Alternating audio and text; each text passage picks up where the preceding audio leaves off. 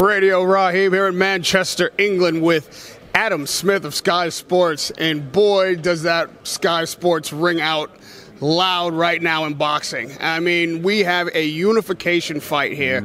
All the belts, including the Ring Magazine belt, on the line. All the treasure. All the treasure, all the hardware, as Bellew would say, happening on Saturday night. And to see something like this come together in boxing is so rare. First of all, talk to me about maybe other times that you've seen a moment like this in boxing and how this matches up to those. Well, funnily enough, you know, it actually reminds me, we're in Manchester, which is a great sporting city. We had the football last night. You've got the derby on Sunday.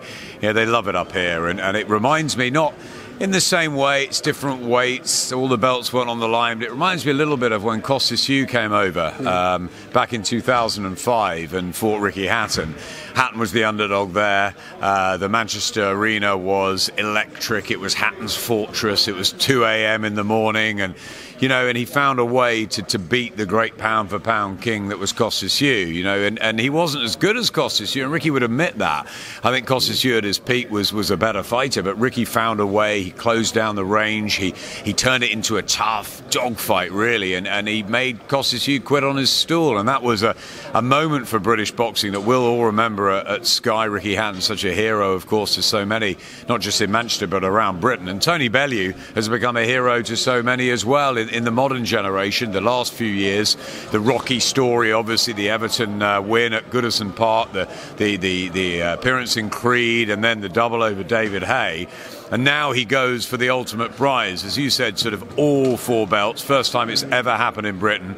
All four, the WBA, the WBC, WBO, the IBF. You add the Ring Magazine in as well. This guy, Oleksandr Usyk, is a special fighter. And this probably is Tony Bellew's last fight. So when you put it all there, it's a fantastic concoction, and it's a really exciting one. Most people think Usyk wins the fight, either by points or late stoppage, but you know, we've learned never to write Tony Bellew off. You know, people did before the Hay fight, people did before the Makabu fight, people did after he drew against Isaac Chalemba a couple of times, think, where's he going? Don't write Tony Bellew off. If anyone can find a way to work this out, it is Tony Bellew and his great coach Dave Caldwell. However, it's a really tough ask. With these two fighters meeting at such interesting times in their career, we have Oleksandr Usyk at the pinnacle. He's now achieved something that fighters only dream of, and with only 15 professional fights is astounding. And you have Tony Bellew, who has overcome so much adversity in his career, and this is his sunset fight. He's already decided to retire, so you couldn't have more of a young lion versus an old lion in that final fight in the jungle. In your experience, how often does the old lion able to overtake the young guy with all of that mustard behind him? Well, this is the problem, you know, Father Time catches up with everybody, but as Eddie Hearn says, Tony Bellew's improved over the last 3-4 years. He's become a better fighter. He's certainly become a wiser fighter. I love his connection with Dave Caldwell. They're both historians of the sport.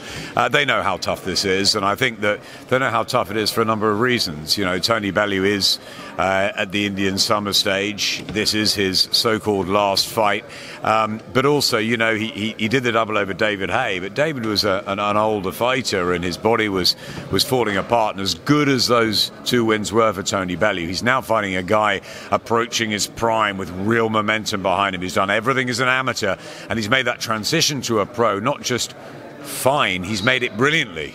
And he took the World Super Series by storm. Johnny Nelson and I remember watching Usyk spar with Vladimir Klitschko before the Fury fight a few years ago, and we were super impressed with Usyk then. So we've watched him come through this, and we think he's an absolutely fantastic fighter.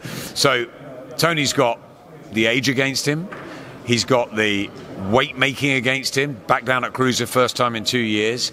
He's got the fact that he's got Usyk in front of him, who's this great fighter. But I think the most important thing he's got in front of him to deal with is a really awkward southpaw style, because I think if Usyk gets in a rhythm, he can make life really, really tough for him. We know that Adonis Stevenson, obviously a light heavyweight, a different scenario out in Canada, but southpaw problems, Bob Ajasaf as well.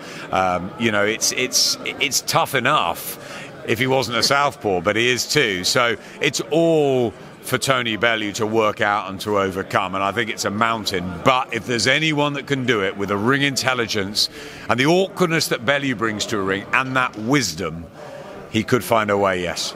There's no doubt that Tony Bellew faces a mountain of challenges inside the ring on Saturday night, but as he's just told me, outside the ring is the one fight he claims he can't win, and that's with his wife, which most married men will tell you that's a hard fight to win every time. But in my experience in this sport, I've become a little leery of guys who tell me they're going to retire at the top of their career or after a loss. It's very difficult for these guys to hang their gloves up. When you hear Tony Bellew say, on his wife's word, that no matter what happens, if he becomes unified cruiserweight champion, he's just going to walk away, or worse yet, if he loses the opportunity to become cruiserweight unified champion, he's going to leave this storied career on a loss. Do you believe him? Radio Rahim, we're in this sport because it's unpredictable and you never know. And that's the truth of it. You know, Eddie said a couple of times over the last few years, you know, you need to sit down when I tell you this piece of news. I remember Kell Brook, you know, jumping up in with Golovkin recently when he told me that Rocky Fielding was going to fight Canelo at the Garden. And I mean, look, you know, I love Rocky, but Rocky, you know, got stopped by Callum Smith a few years back and you never thought he'd get past British level. That's an amazing story. Sometimes you never know in boxing. Tony Bellew is listen, he's a family man and he's made money, and I think he has made the decision to walk away, and I think win or lose on Saturday he probably will. I'm not saying he definitively will, but I think he probably will. I think if he walks away with all the marbles and all the treasure, there's no better time. Carl Froch did it in front of 80,000 at Wembley. He did want another one though. He did want to fight Julio Cesar Chavez. It just didn't come to anything. And then when the Brook Golovkin fight happened, Carl stood up and started sniffing around and going, all right, Gennady, let's... And I'm like, no, sit back down. You made a decision, right? Because that was the perfect time to go. Beating Groves in the rematch at Wembley in front of that crowd was the time to go. If Tony Bellew manages to pull off this big upset win and gets all the belts, all those belts should be going back to his kids and to his missus, and he should never step in the ring again. If he loses, then does he say, okay, fair enough, Oleksandr, you take the that and you go off and fight AJ and all the rest of it? Or does he think, you know what, I can't go out like that? I think it's the manner of defeat. I think if he got knocked out early or something, I think he probably would want another fight. I think if he puts in a real tough shift, which I think we will see on Saturday, and it's a great fight, but he doesn't win, I think that he'll probably be happy enough with that. So I think my gut feeling is he probably will not fight again after Saturday. But as I said, you never know in this sport. You know, retirements can happen and then they get bored and they want to come back. I think the difference with Tony is not only has he made money for his family and he's very close to his family, but he's got so many options after boxing. You know, I've asked him to obviously come and work with us. I think Eddie's asked him to come work with him. I think the sort of, you know, Hollywood wants him to go over there. And he's told me categorically that after this weekend, we will not see him for a considerable period of time, that he will go. He'll be away from the boxing world and he'll be gone. I wonder how long that will last. Good luck with that. Good luck with that until he thinks, you know what, I miss it. I don't think he might miss the training, and I don't think he might miss being under the lights, but I think he'll miss being around the sport. So I think this will probably be the last one, but I wouldn't swear on it. Yeah, I wouldn't be surprised if he returns like Nassim style. He might be like a super heavyweight by the time we see him again. But the truth of the matter is that we keep turning up to boxing because, as you've said, you never know. And a guy like Usyk, with the potential that he has, can still shock the world, because he shocked me in an interview this week in saying that his goal is to not just fight heavyweight, which is a pretty lofty goal in and of itself considering his size and the size of the heavyweights today, but to unify the heavyweight championships, and then he'll retire on the couch and will not be heard from again. Adam. Listen, Oleksandr Usyk is taking this fight, in my opinion, for one reason and one reason only, and that is to get the Anthony Joshua fight. He believes he'll walk through Bellew. I think that he'll have a fight at heavyweight, you know, maybe against a Chisora or White or someone like that, and then I think he will try and negotiate the AJ fight, and I think he believes he can become the world heavyweight champion. And listen, he might be a small guy, but he's got bundles of talent. Let's see what he's like on Saturday night when the pressure's really on him. It's not on Tony for this fight. This is on him to perform, Usyk. Is he as good as we think he is? I think he is. I think that he was brilliant as an amateur. We followed him there. I think he's been phenomenal as a pro. Can he prove difficulties for AJ Wilder, Tyson Fury? Of course he can. If if he looks dazzling on Saturday night, why not? You know, Tony went up to heavyweight to fight David Haye, and of course there were smaller guys, but I don't know if Anthony Joshua would fancy fighting Oleksandr Usyk's style. I mean, I was there when Vladimir Klitschko had all sorts of problems with him in sparring, so I don't think that's that far-fetched. I think he's come over here with a goal. I think he's got a great team behind him. I think we've got to respect and appreciate the fact that Oleksandr Usyk, one of the pound-for-pound kings in the sport, with all the marbles, is here performing for us as well. It's not just about Tony Bellew. Tony Bellew brings the theatre, the narrative, the underdog story, the Rocky-esque thing. In reality, let's see what happens Saturday night. It's going to be a thunderous fight. I think Tony will leave it all out there.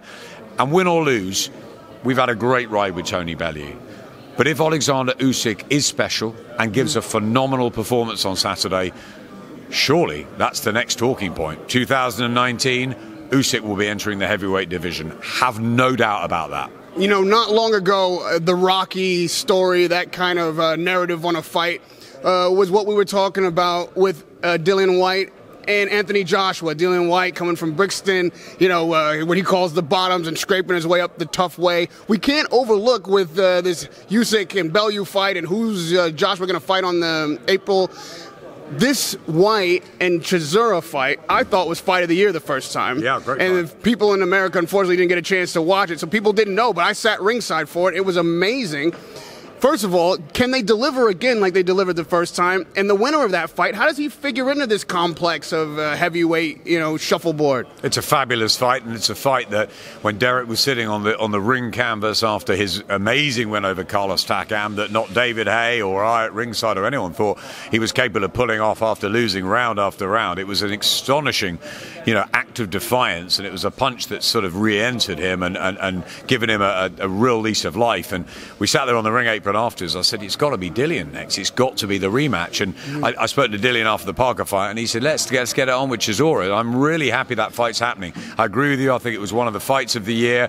I thought it was a terrific build-up, even though it was tough and difficult, and the needle and the tables throwing and the glass throwing. It was a really, really acrimonious build-up, but it brought eyeballs to it. And what they did, though, was they got a lot of respect for each other after sharing 12 rounds. So this time it's not going to be as acrimonious, because there will be the spice and it will be a little bit fraught at times, but they're not going to have the same anger because they've got the respect for each other having gone 12 rounds.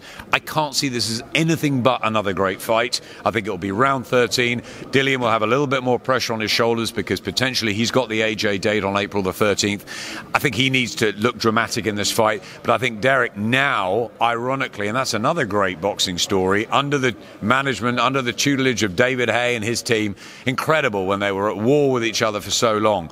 You know, fantastic story. I think what David will get Derek is in phenomenal shape alongside Don Charles and the excellent Ruben Tabarez' condition. I think they will get him absolutely right for this. Derek Chisora will bring everything on December the 22nd. Will it be enough to overcome Dillian Whyte? Not so sure. Can't wait to find out, though. I think it's going to be thrilling. Well, I agree with your optimism about how cordial this build-up might be, but I say still bolt the tables to the floor just in case. Well, we'll certainly be bolted to our couches this Saturday night, who can't be in the arena around the world, to see Usyk and Bellew, because that's going to be a heck of a fight. One of the kind of fights that we only get every blue moon in boxing. So to turn up here on Manchester is going to be quite the honor, quite the exciting night. And ironically, the Blue Moon, the Ricky Hatton song, there you go. So it does take me all these years back. I think that Manchester Arena is going to be electric. I think there'll be a cacophony of noise. I think Michael Buffer's talking about getting in the ring and getting his light on the phone, get it all lit up. I think it's going to be something special Saturday night, and it's one not to miss. I'll see you there. Adam Smith, Radio Rahim. It's a pleasure to talk to you. Adam Smith from Sky Sports. We're going to be ringside for the Blue Moon and Manchester this Saturday night. Usyk, Bellew.